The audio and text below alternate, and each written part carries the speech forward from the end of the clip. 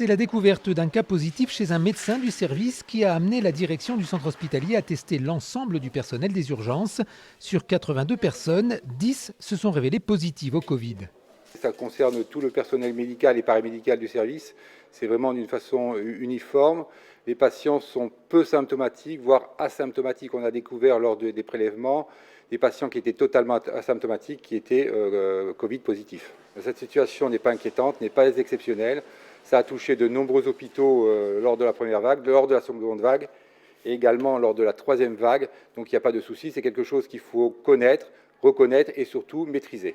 Les prélèvements ont été soumis à un séquençage, ce qui a permis d'exclure la présence d'un quelconque variant du coronavirus parmi les 10 cas identifiés au sein du service des urgences.